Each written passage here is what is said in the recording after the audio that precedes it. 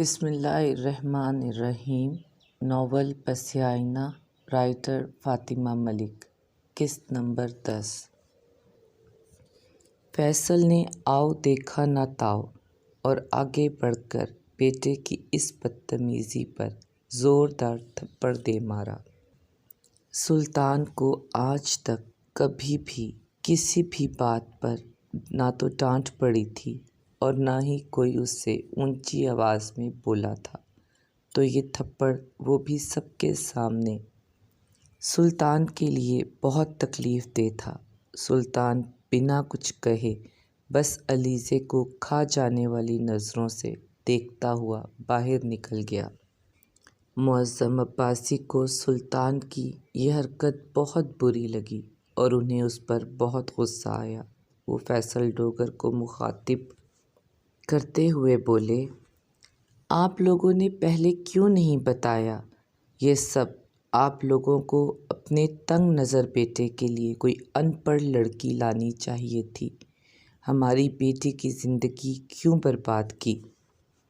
یہ کہہ کر معظم علیزے سے مخاطب ہوئے، علیزے اپنے کمرے میں جاؤ اور بچے تھما دو انہیں۔ علیزے تو جیسے بت بنی کھڑی تھی۔ بلقیس اور مریم دونوں ہی مائیں تھیں اور دونوں ہی کی آنکھیں نم تھیں۔ فیصل جو بہت شرمندہ اور لاجواب تھے آگے بڑھے اور علیزے سے کہا، چلو بیٹا اپنے گھر چلو۔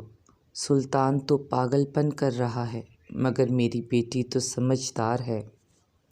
ایسے گھر نہیں توڑے جاتے، اور بیٹا ہم کون ہوتے ہیں بچے ماں سے الگ کرنے والے؟ میں اپنی بیٹی کو اس کے بچوں کے ساتھ گھر لے کر جانے آیا ہوں۔ معظم عباسی جو نہایت غصے میں تھے، انہوں نے فیصل کی بات کا کوئی جواب نہیں دیا بلکہ مریم کو تقریباً ڈانٹنے کے انداز میں کہا، مریم بچے مسز ڈوگر کے حوالے کرو اور علیزے کو اس کے کمرے میں لے جاؤ۔ علیزے وہیں ڈھیر ہو گئی۔ عمیر نے آگے بڑھ کر بہن کو سنبھالا۔ علیزے نے ہمت کی، اٹھی اور معظم کے سینے سے لگ گئی، بالکل ویسے ہی جیسے وہ بچپن میں جب بہت پریشان ہوتی تھی تو باپ کے سینے سے لگ کر اپنی پریشانی دور کرنے کی کوشش کرتی تھی، مگر تب اور اب میں بہت فرق تھا۔ تب علیزے کی پریشانی باپ کے لمس کی حدت سے ہی دور ہو جاتی تھی اور اب اس کی پریشانی کا حل کسی کے پاس نہیں تھا۔ معظم عباسی نے بیٹی کو بہت پیار کیا، کبھی ماتھا چومے اور کبھی اس کے سر پر پیار دیں۔ آج سے پہلے انہوں نے خود کو اتنا بے بس کبھی نہیں پایا تھا۔ علیزے نے باپ سے کہا، بابا جانی میں سارہ اور محسن کو نامکمل نہیں دیکھنا چاہتی۔ میں چاہتی ہوں وہ بھی ویسے ہی مکمل ہوں جیسے میں مکمل ہوں۔ میں چاہتی ہوں کہ آپ مجھے ہمت دیں کہ میں اپنے خوابوں کو اپنے بچوں کی پرورش کی صورت میں مکمل کر سکوں۔ معظم نے بیٹی کو روکنا چاہا مگر وہ نہ رکی۔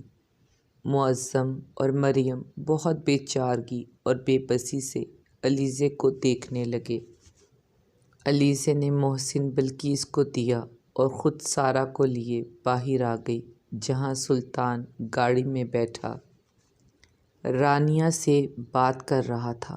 اسے لگا تھا کہ علیزے اپنے خوابوں کو ترجیح دے گی، وہ ابھی تک صرف اس لیے رکا تھا کہ بعد میں ثابت کر سکے کہ علیزے نے کوشش ہی نہیں کی سب ٹھیک کرنے کی، اور وہی وجہ بنی ہر دوری اور ہر نفرت کی۔ گاڑی کے شیشے میں سے علیزے کو آتا دیکھ کر شہزاد نے فون بند کر دیا۔ علیزے آگے شہزاد کے برابر بیٹھنے کی بجائے پیچھے بیٹھی، دونوں بچوں کو ساتھ میں لیے۔ بلقیس اسے محسن تھما کر خود فیصل کی گاڑی میں چلی گئیں۔ آج زندگی میں پہلی بار بلقیس کو سلطان کی وجہ سے شرمندگی ہوئی تھی۔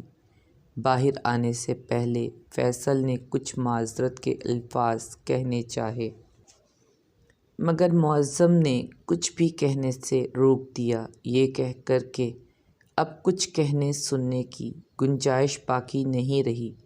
آپ لوگوں نے ہماری معصوم بیٹی کی زندگی برباد کر دی ہے، اور اس بات کے لیے نہ تو میں معاف کروں گا اور نہ ہی میرا اللہ آپ لوگوں کو معاف کرے گا۔ مریم تو بلقیس سے ملنے کی بجائے وہاں سے کچن میں چلی گئی، کیونکہ وہ بھی بلقیس سے کسی بھی قسم کی بات نہیں کرنا چاہتی تھی۔